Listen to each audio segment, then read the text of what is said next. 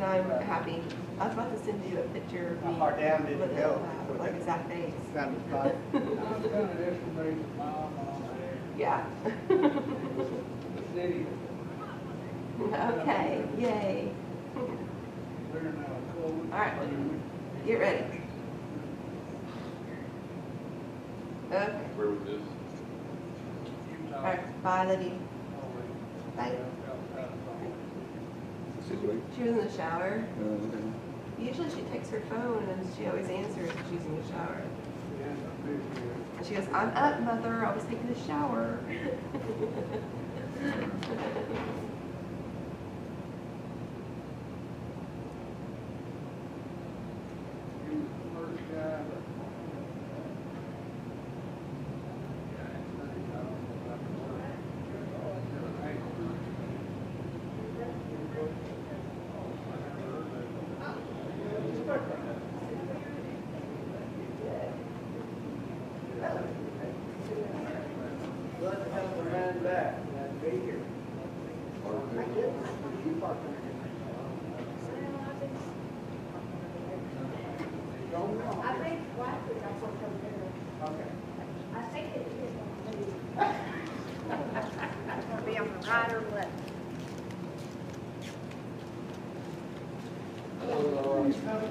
Hi, Lawrence.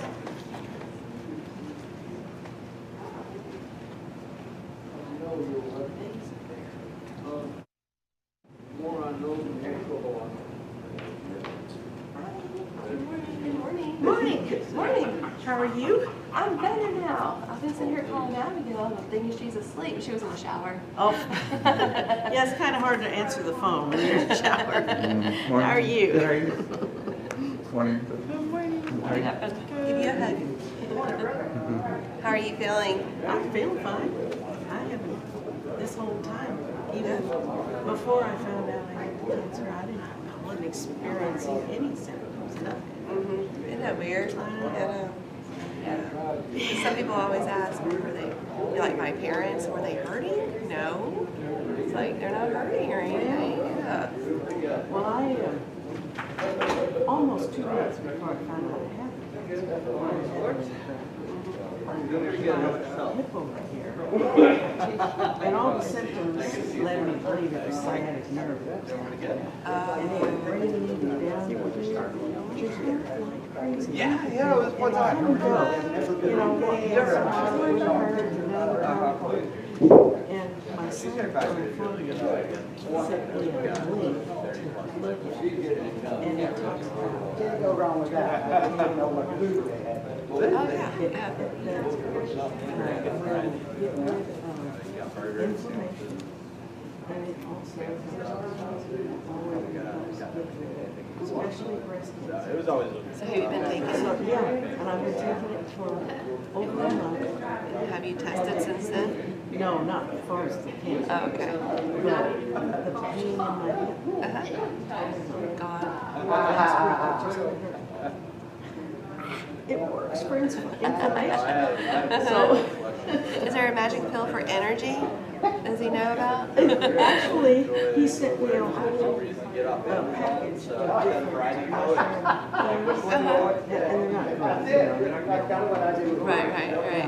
it is real mushrooms, and one of them is for energy. Energy? I'm giving it to him because he just all That's the how time. I am. Oh, yeah. Especially with my allergies and stuff.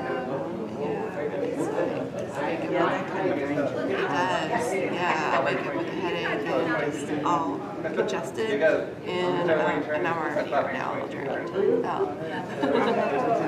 I've forgotten what that one's called, but I'll have to show it to you. Yeah, show it to me. Yeah. Yes. 'Cause I need some. Anything natural, I'll try it. You know, if it's not. Right. Because I'm going to try out, I forgot what it's called, something glyceride, not glyceride, something, magnesium something. Yeah. And I'm waiting to see, I'm still doing research. I haven't bought any yet. Yeah, they say that a lot of your symptoms, problems are from lack of magnesium. So, I know there's lots of Leave it to them. Yeah. Out of the forest. Excuse me. I know. Yeah. So I gotta take a multivitamin every day. Yeah.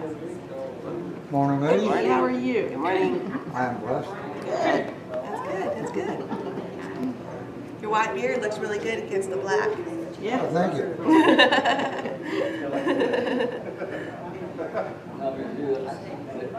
Yeah, and then I probably need to start taking a probiotic. Yeah, I do that too. Yeah. Probiotic. Yeah. I take Balance of Nature, and they also have a product called Fiber and Spice powder that you mix in water and juice. And I take that and a probiotic. And actually, that turkey tail mushroom is considered a probiotic. Oh, is it? That's at least what I read. You know. Yeah.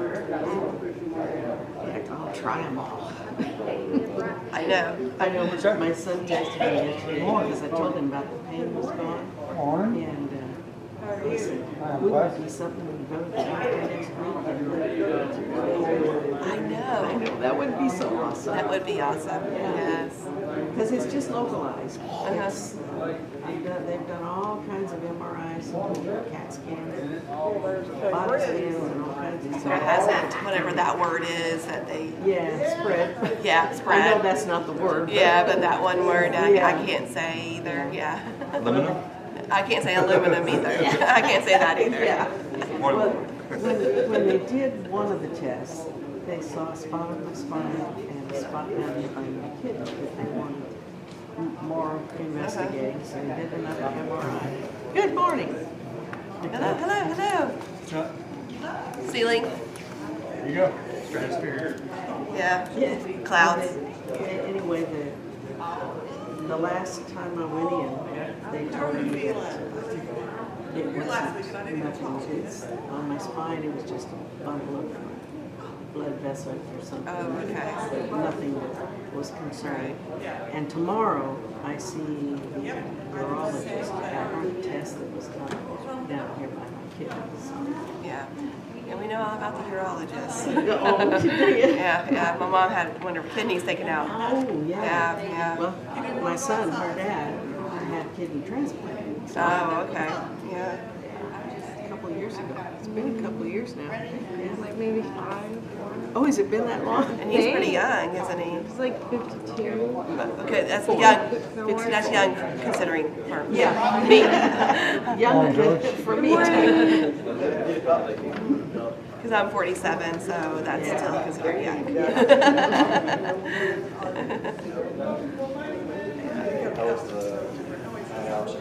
So I'm glad that you're doing great. Considering that, all the everybody, all the negative stuff people, I know it. coming at you. They tell me I've got this, and I think, I feel fine. I know. It's like, yeah, they're all wrong. I'm great. Yeah, right.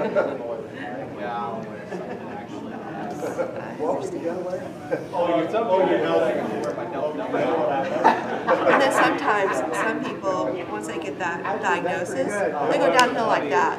I know. It's like they were fine. Maybe they're just Yeah. They're worried too much. Yeah. I'm not going to worry about it. It's in God's hands and the doctor's hands, and just do what I have to do. Yeah.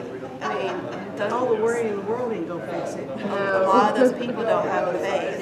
Yeah, that's true. You're like, well, God has this. Yeah. But like Alan says, either way I win. If they get rid of it, I'm fine. Or if it takes me out, I go to heaven. And be with Jesus. Abigail, don't tell her I told you this, but she was like, I need to find somebody now and have children before my grandparents go, before they leave this earth. Yeah. She wants to give them great grandchildren. Yeah. That's what Dylan says, and I'm like, I don't want to do that right now. Yeah, right. Right. Maybe in a few years. So she's 23. I got married at 23, and so she sees that, and she's like, and all the cousins, except for, it's just my 2 children are not married. This year, the cousins that's her age, and the cousin that's a year older than her got married this year. Yeah, it's so weird. Yeah. People I know in high school, they're like getting married and pregnant. Oh, I know. Guys, we just graduated. What are you doing? A lot of her friends are either married or have children or both. Yeah. Don't you want to live your life first? Exactly. Exactly. Yeah, exactly. Both of my children. Hello. Good morning. How you doing, brother? Yeah, that's good. That's good. We get up. Is your mom here yet? I have no idea. I haven't seen her. I have a Hawaiian shirt I have her bag. Because I did the class for her last Sunday. Yeah. Hello, hello. Hey. Hello, Miss Peggy. Hey. Good morning. Hey, y'all buy any more fireworks? Okay, here's the cool thing. You know, it's the fireworks thing. Going to the fireworks. Right. You know what else they sell? Well, I saw the jewelry. You know, farm fresh Jewelry? eggs. Yeah, the little girl was making jewelry. I mean, what a place. Let's go buy fireworks and our eggs. Oh, I didn't see those. Or fresh eggs. Put a little firecracker. Whatever you like. Yeah. Okay, I need to go find Miss Cindy here. Wake up, young lady, wake up.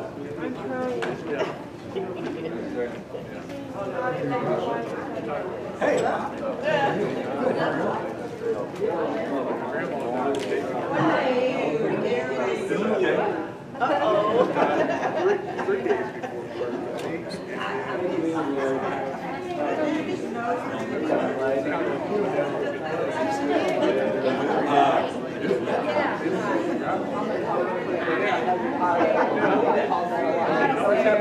Last couple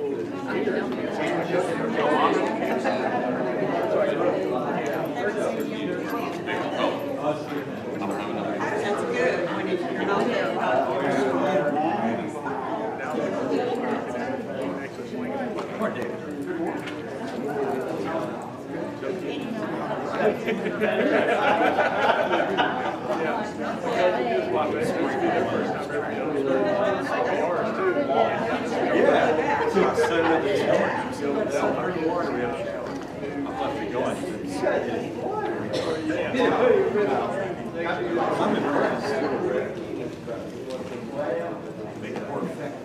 Yes.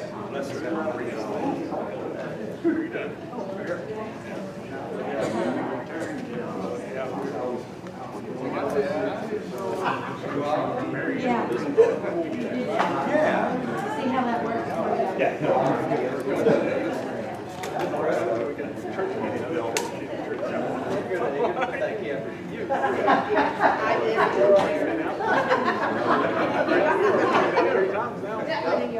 Thanks again.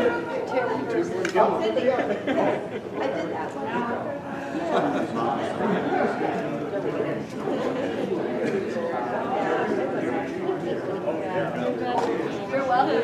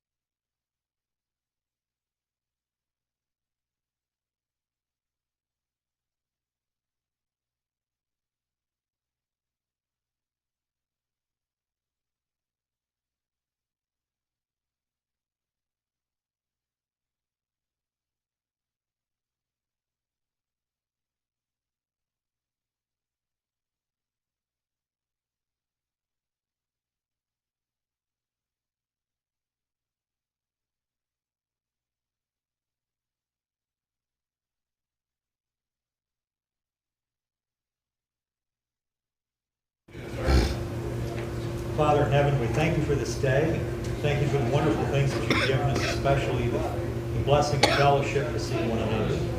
We ask you to be with us this morning as we read over your word. We can understand more about your character and what you've done for us. In Jesus' name we pray. Amen.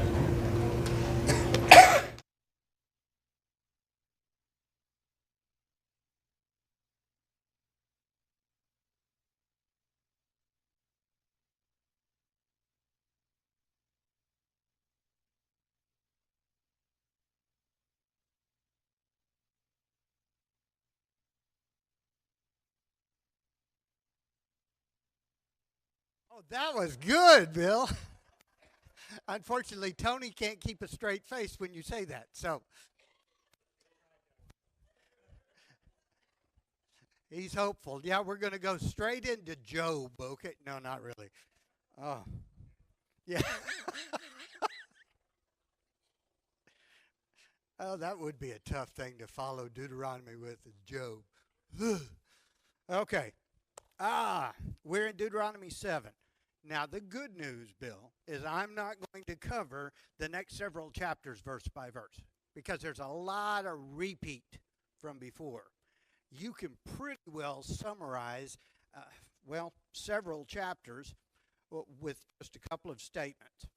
That being said, we should notice a few things that stand out in it. But we got down to verse 12 in chapter 7. And so I just want to basically hit on these high points. The rest of chapter 7, starting in verse 12 all the way down through verse 16.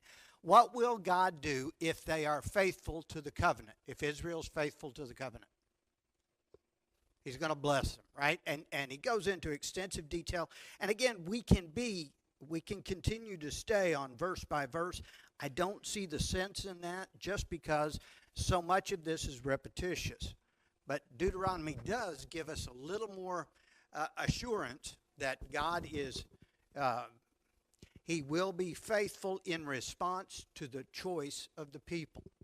And so if they obey, he promises blessing after blessing after blessing. He picks up verse 17. You've still got the same idea.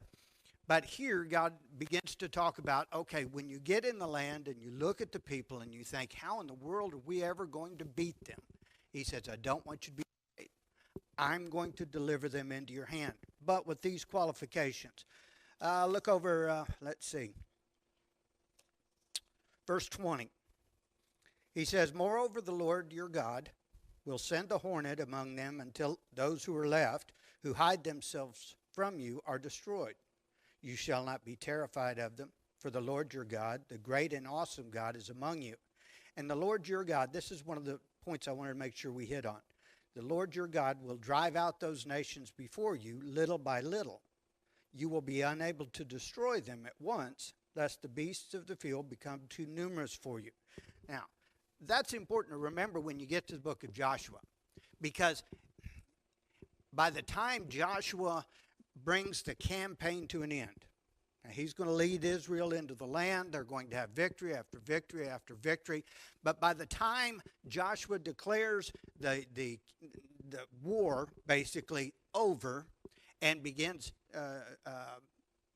parting out the various lands to the various tribes, are there still remnants of these nations living in the promised land? And everybody say yes. The rest of the job was supposed to be each tribe went in now and did the cleanup. They had a stomach for the battle as long as they were fighting together. And Joshua is faithful in everything he's called by God to do, even though by the time Joshua ends his course, he has not wiped out all the nations. And one of the reasons was because God did not want to let the land go fallow and let the briars take over and the wild animals and make it that much harder for Israel to be able to take possession of this part of it or that part of it. But the plan was, God said, I'm not going to drive them all out at once. I'm going to give you the conquest proper, to where these nations no longer have any strength. These nations no longer have sizable numbers. They no longer have the fortified cities. The conquest is about taking out and being able to lay claim to the land. But even when the conquest is done, who owns Jerusalem when the conquest is done? The Jebusites. Israel still had not conquered Jerusalem. It's going to be several generations before they finally, under David, lay claim and finally drive out the inhabitants of Jerusalem. So God didn't say we're going to go in and in this 4+ year conquest, we're going to go in and eradicate all the nations. He says, no, we're going to do this in stages. defeats them to the point where they no longer have the power or the numbers to be able to withstand Israel if Israel had been faithful and finished the job, which she doesn't. And so that continues to be a thorn all the way through. But that was part of God's promise. He's promising this army, this new generation that's to cross over the Jordan. He's promising them, we're going to go in and we are going to break the back of the forces that try and withstand you, and I'm going to make sure you have victory after victory after victory, but we're not going to be doing it all at once. Now, drop down to verse 25, chapter 7. All the way through here, God has a dominant motive that he reapplies and reminds the people about. The primary reason he is opposed to these nations is because of their idolatry. And so for Israel to be successful, she was to take the battle to the enemy, carry out God's command, God's instruction, and she was any evidence, any sign of their idolatry, their idolatrous gods and worship. So he starts it here in verse 25.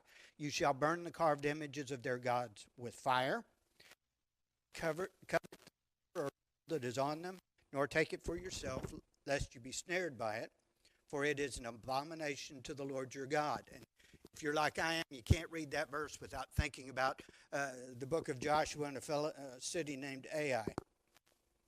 He says, nor shall you bring an abomination into your house, lest you be doomed to destruction like it. You shall utterly detest, utterly abhor it, for it is an accursed thing. Now, if it's made out of silver and gold, is the silver and gold still valuable? Can you melt it down and turn it into money? Yes, except God says no. In God's sight, and therefore law for Israel, was this is corrupted and it cannot be used.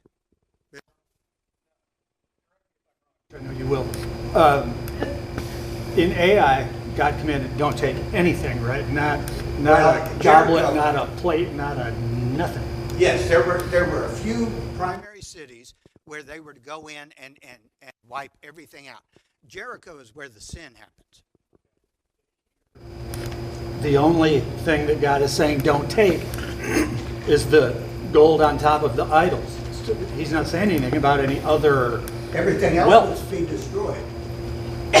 That was used in worship of their gods. Everything religious was to be destroyed. Other stuff. There are other spoils of war that they can take.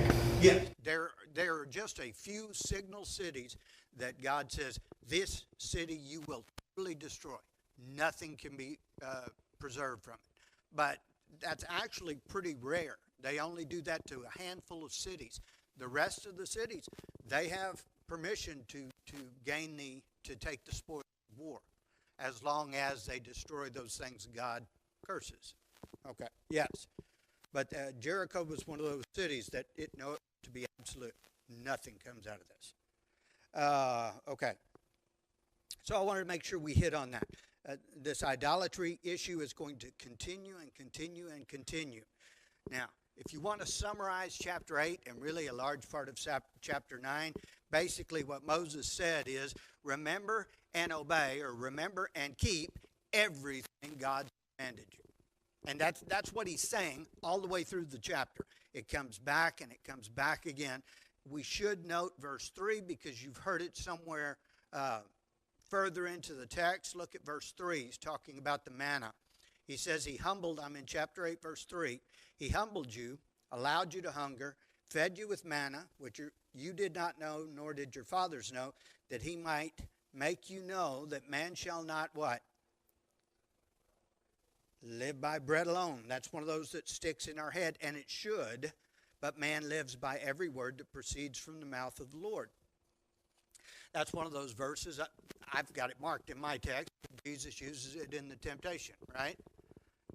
Important, a key verse, even though it's in the middle of a a long body of teaching and instruction, you would expect it to be set off by a bullet point if somebody were doing a PowerPoint or whatever. That's not the way God does it. But it is a part, and Jesus considered it important enough to be an effective weapon against the enemy, and he did. Verse 4 says, your garments did not wear out on you, nor did your foot swell these 40 years. The reasoning being, man could not explain these events. Only by the will of God, only by the express purpose of God could these things take event. Because, I know people, how many of you have a pair of Western boots that have lasted 10 years or better? Right? Now, how many soles do they go through, Sid? How many soles do those 10-year plus boots?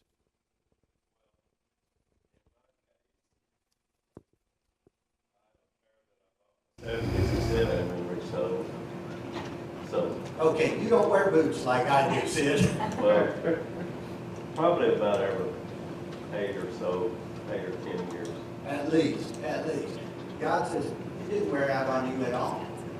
You took care of it, your clothing remained brand new. That means that Walmart would have gone out of business if they were depending on Israel, because they never needed to replace. Okay. I just wanted to hit on some of these things. Again, a lot of this is repetitious because what Moses is doing is he's going back and he is recounting for them, reminding them various points from their experience. And he's doing that to prepare them for what they're about to engage in.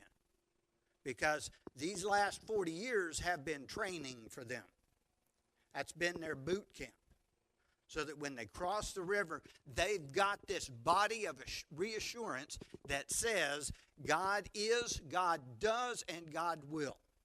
And that was true all the way through this. And so he continues to take that and put it before them time and time again. He reminds them of the great deeds he did in Egypt. He reminds them of the way he provided for them through the wilderness. He reminds them of the grace they were given. Drop down to chapter 9. And all the way through here, it is remember, don't forget, heed everything God has commanded you. That is your umbrella throughout this. Chapter 9, verse 1, he says, you are to cross over the Jordan today and go in to dispossess nations greater and mightier than yourself, cities great and fortified up to heaven, a people great and tall, the descendants of the Anakim, whom you know and of whom you heard it said, who can stand before the descendants of Anak. Therefore understand today that the Lord your God is he who goes over before you as a consuming fire. He will destroy them, bring them down before you, so you shall drive them out and destroy them quickly. Keep in mind, he says, it's not because you are wonderful. That's the verses that follow. He says, as a matter of fact, you don't have to think too hard to remember. Let's see, you rebelled against God here, and you rebelled against God here, and you rebelled against God here. And all the way through here, he'll even go back and remind them of his having to go in and intercede on their behalf. Look at verse 9 of chapter 9. He says, when I went up into the mountain, Sinai, he says, when I went up into the mountain to receive the tablets of stone, the tablets of the covenant which the Lord made with you. Then I stayed on the mountain 40 days and 40 nights. I neither ate bread nor drank water. Then the Lord delivered me 2 tablets of stone written with the finger of God. On them were all the words which the Lord had spoken to you on the mountain from the midst of the fire in the day of the assembly. And he talks about he came back down and he's recounting the sin that he done and the golden calf. And Moses comes back down, and of course he destroys the tablets, and he has the golden calf burned and crushed, and they had to drink it with the water. And so he has to go back up chapter 10, and now he's got to go back up and get another set of tablets. This time he has to cut them out. God still records the law. All that is being recaptured. By this point, Israel should have been reminded of this multiple times. hopefully in their households, they were being reminded of it on a regular basis because that was a part of what they were supposed to do. And again, I don't see the point in going back and just exhaustively covering all of this. Chapter 10, verse 12, though, this is a pretty good summary statement. He says, "And now, Israel, what does the Lord your God require of you? But to fear the Lord your God, to walk in all his ways and to love him, to serve the Lord your God with all your heart, with all your soul, to keep the commandments of the Lord and his statutes, which I command you today for your good. Indeed, heaven and the highest heavens belong to the Lord your God, also the earth with all that is in it." And then he goes on to remind them, God chose you. He said, the Lord, verse 15, delighted only in your fathers to love them. He chose their descendants after them, you above all peoples, as it is this day. Therefore, circumcise the foreskin of your heart, be stiff-necked no longer. The Lord your God is God of gods, Lord of lords, the great God, mighty and awesome, who shows no partiality nor takes a bribe. He administers justice, and on he goes. Let's see. Verse 21, he is your praise. He is God who has done great and awesome things which your eyes have seen. And then in chapter 11, he goes back to reminding them, when you obey, God will bless you. You'll possess the land. You'll possess it in abundance, and he will make sure to provide for you. But rebellion and refusal to obey brings the opposite, verse 15 and following. Drop down to verse 18. Therefore you shall lay up these words of mine in your heart and in your soul. Bind them as a sign on your hand, that they shall be frontlets between your eyes. You shall teach them to your children, speaking of them when you sit in your house, when you walk by the way, when you lie down, and when you rise up. You shall write them on the doorposts of your house and on your gates, that your days and the days of your children may be multiplied in the land of which the Lord swore to your fathers to give them, like the days of the heavens above the earth. Okay, let's see. How about verse 26? I set before you today a blessing and a curse. The blessing, if you obey the commandments of the Lord your God, which I command you today. And the curse, if you do not obey the commandments of the Lord your God, but turn aside from the way which I command you today to go after other gods which you have not known. So there we are back with idolatry again. And that is a constant refrain. Okay, questions, comments till now? I know I'm covering a lot more ground, but I don't see the sense in doing the repetitious parts. Is that okay with everybody? Yeah? Bill, we're almost into Deuteronomy. Okay, yeah. No, we're not almost the end. Ray, did you have a comment?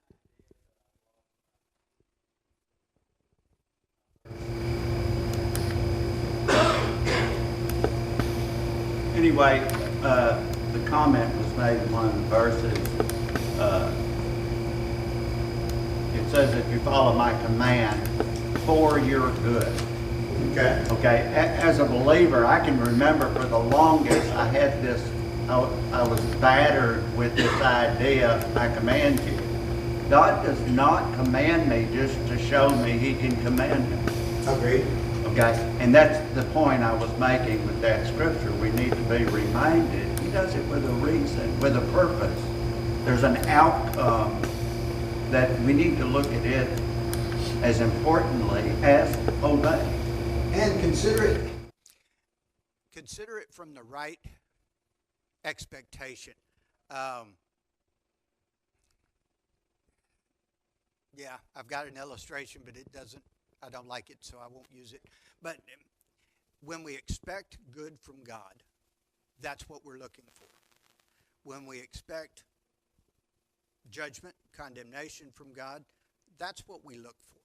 And the same action on his part can be viewed one way or the other. You're a Canaanite, and you're on the receiving end of what he is instructing. That sounds pretty bad. And it is. God has been gracious to you for 400 plus years, but it still sounds very negative. Israel was supposed to not just obey God, but to obey God from understanding that he cares and loves. He's trying to hit him in the head with. That's an important reminder. And Moses brings this through here. Think again about where Moses is at this point. What's he about to experience? Moses himself. Death, right? Why? Because once that's recorded, he failed God. Held to a higher standard. So he is laying out all of these promises and blessings to a people he knows full well he doesn't get to join. He'll never experience what it's like to own his own piece of property that was parceled out to his tribe as his inheritance. He'll never get to know that because of his failure. And yet, rather than becoming bitter, he always continues to expect the best from God. He said, this is because God loves you. He could have been, and granted, if he had been bitter, God would have dealt with it, I'm sure. But he made the choice not to. David? Well, I'm thinking that Moses' charge from the get-go was to bring God's people closer to God. And he is now closing in on the end of his life, and he wants to make no doubt that the people understand that is his mission. He wants nothing more than Israel to become closer to God and understand that God loves them and has great plans for them if they will draw closer to him and obey his commands. Yes. Out of the right heart. Here, like I say, at the end of his life, he is not forgotten and not deterred from his charge to accomplish what God gave him to do. Yes, and he's faithful even though he knows he's getting punished. You know, he's going to suffer the consequence of that. Okay, chapter 12 is primarily reminding Israel that when they enter the promised land and once the conquest is complete, keep in mind, we're not to that point. Steve, go ahead.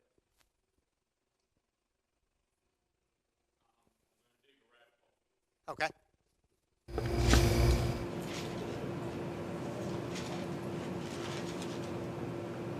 If we're going to learn something from this,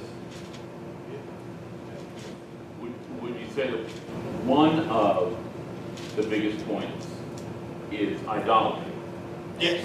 If that's the case, and Moses isn't speaking to the world, he's speaking to God's chosen people. Right. So if we apply that to us today, for us, church, what are our idols that are tempting us to be less of a servant? Okay, false teachers, I can go with that. Or incomplete teachers, even. I'm going to take it that far. What else? That's a good question. I like that. Because there's a second question I'd like to follow up with if we have time. Anything that you would place before God in your life. Is what we've said before. It can be money, it can be possessions, it can be whatever. Something that you give a higher priority to than God would be your idol, as it were. Okay. Think about idolatry for these people. For them, idolatry was a very clear part of their life. For instance, if you worshiped Baal, that's going to be the number one thorn in the flesh that Israel's going to have fits with for generations. If you're worshiping Baal, that idolatry is in your face idolatry, right? You're not a worshiper of Baal in secret. You don't go into your closet and do that, because Baal worship was about all of this pagan and I'm going to use the word, pornographic ritual, all of these kinds of things going on, and it was very visible, it was very public, it was out there. For them, their idolatry was in-your-face idolatry. And that's why when the daughters of Midian seduced the Israelite males, that was not something that was, back in Numbers, that wasn't something that was done undercover. It wasn't something that was done hidden in the heart. That was something that was done flagrantly and too many times proudly. And that's one of the reasons God so graphically punishes those that are doing it. In our world, idolatry is not that way. Would you agree with that? Now, some people do. I'm sorry, there are some people that are in your face with their choice of. But a lot of what we deal with is the unseen, the kinds of things we can keep hidden. Moses is aware that Israel has to see their religion as deeper than just skin deep too. That's why he tells them to circumcise their hearts. Where did he say that? I just read it just a minute ago. And stop being stiff-necked, back in chapter 10. He says it's got to start down deeper inside. And so we get to the idolatry question. Idols can be money, fame, power, other things like that. But ultimately, our idolatry boils down, in my mind, to one thing. David? Oh, hey man, if you move your hands, you've got the answer. Not really. Right? Paul writes a letter to the church about their jealousy and spiritual gifts. Okay. Type of, we're susceptible to that among ourselves. See, that's getting back to what I think is our number one idol, which is us, self. Because every time you do any of those other facets, it always boils back to what that means for me. And so, in my mind, our idolatry issue is first and foremost with self, because that's who we're giving preference to rather than the one we're called to serve. I agree with you 100%. Okay. There's one thing that's not been mentioned, that this may only be a problem for me. Okay. But as Christians, because Moses is talking to God's chosen, so I'm asking Christians, do our children become an idol to us in that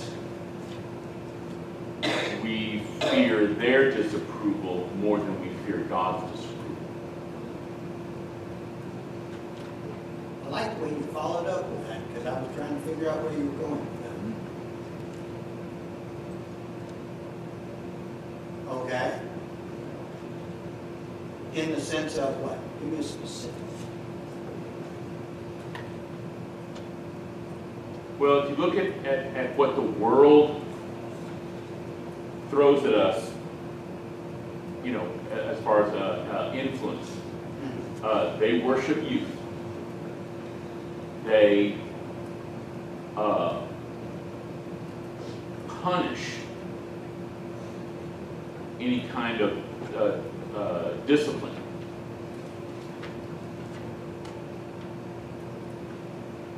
Do we?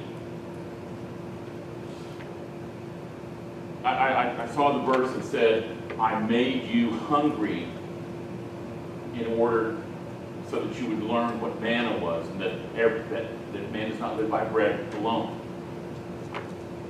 And do we prevent our kids from circumstances where they feel a need for God? Do we make their lives too easy? Do we, and obviously I may be only talking to me, this may not apply to anybody else in here. No, you're not. And are we,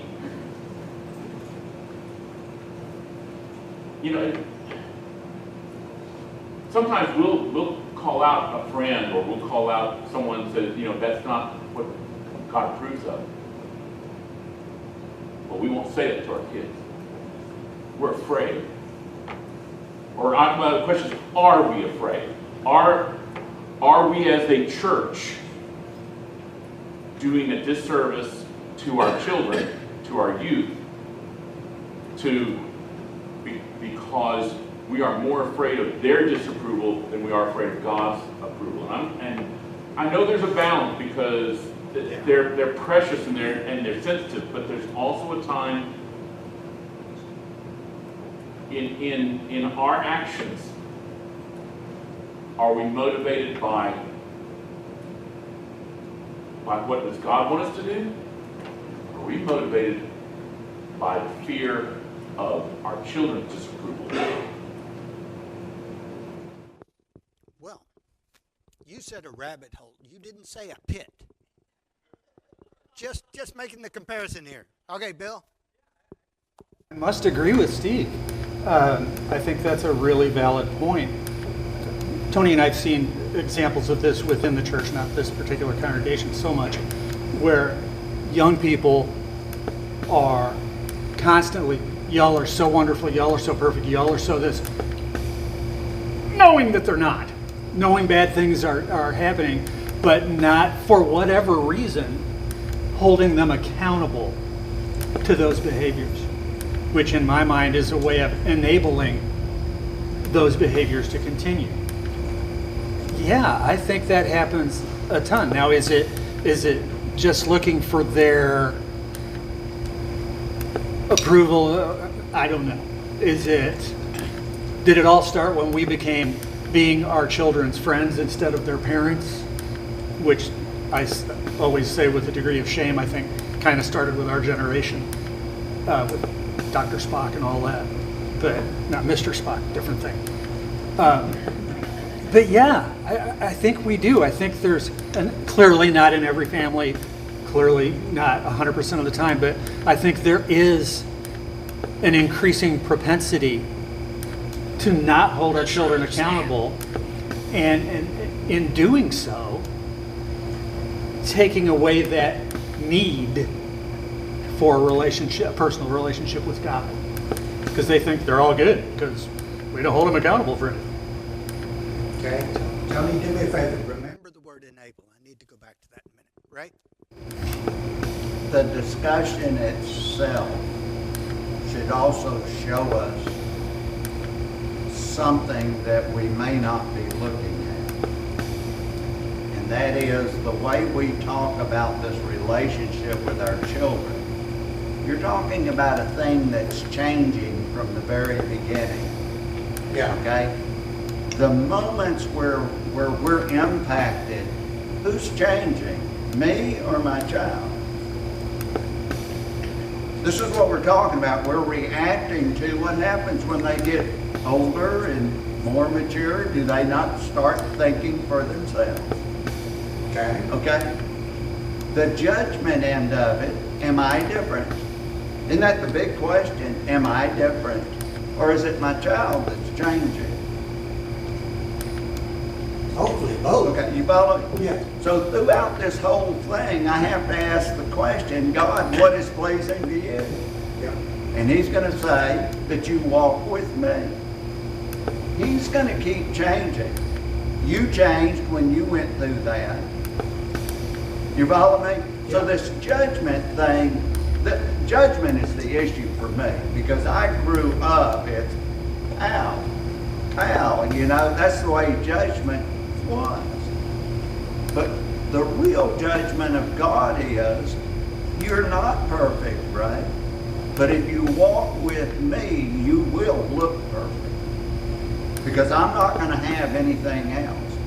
And I'm going to bless you so that you are perfect and pleasing to me. And the only thing I asked you to do was have faith in my son. Okay? But this issue, a lot of time, I use the word static. We as human beings want to freeze things and look at it, whereas these scriptures are written ongoing. It's about a relationship with God. God doesn't stop and just go, oh, everybody's frozen in time and then he has to talk with you. It doesn't work that way. It's ongoing, always ongoing, and that's why it requires discipline. It doesn't stop when you're tired, does it? Does not stop when you're done, no. Okay. Zoe, I'm going to do something very unfair. Because we're all talking about your generation.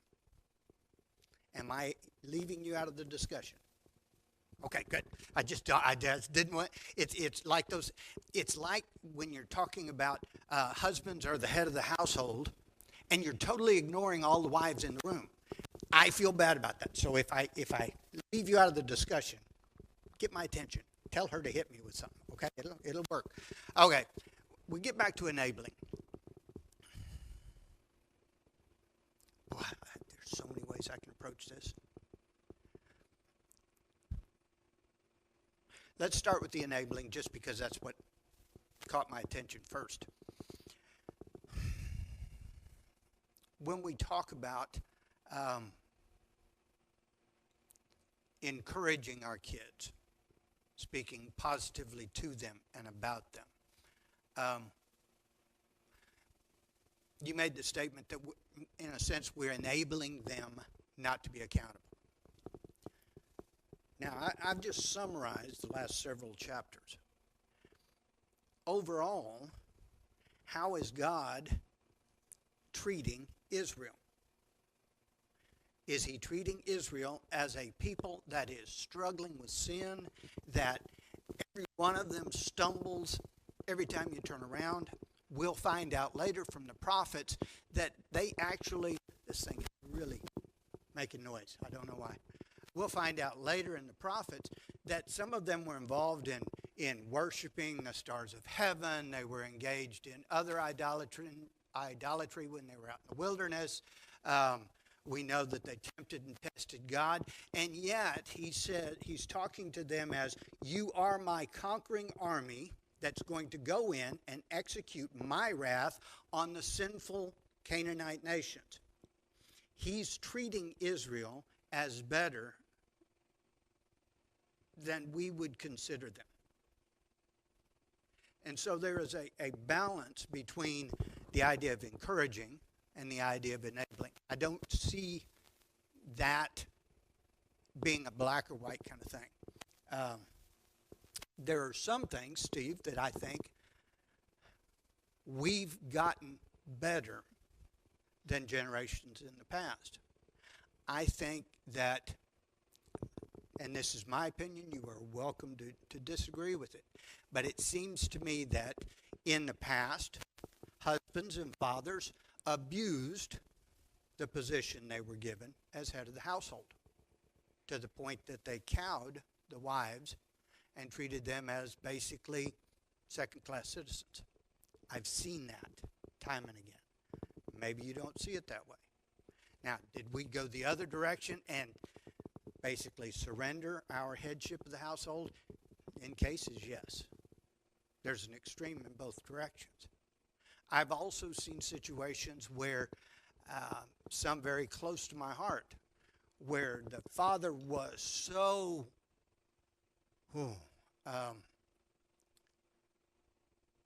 harsh, and that's a gentle word for it, so harsh to their children, that was an abuse of what God calls us to be as fathers. And I'm talking about Christian fathers. Have we gone too far the other? Yes, at times, no question.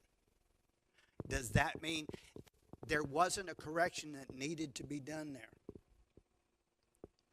We all, I think, strive for that balance, to help our children mature, to develop accountability, to develop independence. That's supposed to be our goal. But just because we don't do it like it was done 70 years ago doesn't always mean it's automatically wrong. Because most of us know people who carried it to a very far extreme in the wrong direction. Okay.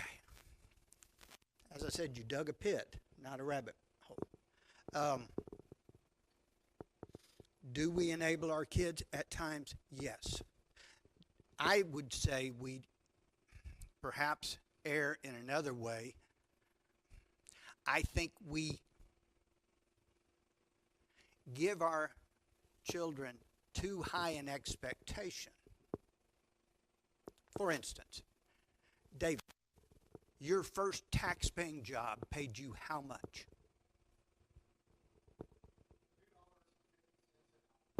You were doing real good. Okay. Tommy, what about you? Week. Okay. Now, I remember what it was like. My first car, because if I wanted to drive, I had to buy my car and my fuel and my insurance. It was all on me. So my first car cost me $400. And my grandfather let me pay it out in payments. Now that's bad when your grandfather finances your first car because it was his and he wants you to carry full coverage insurance on a $400 car. Anyway, love him to death. Sid? When our children get older, we've had them here all their lives, and they get to the point where, say they're 18 years old, we fear pushing our kids away from us by saying things that we wouldn't have been afraid to say when they were younger, living under our roof. That's true. So what happens is maybe sometimes we're too lenient. But I think what we should do, this is my opinion, is set the kid down and try to have a conversation with the kid about what's going on. And always use God's Word as your backdrop. Because this is something that sometimes they need reminding of. Not necessarily while they're here. You know, you try to never break the bond of deceiving a parent. You don't want your kid to break that bond, and if they break that bond, then it's difficult.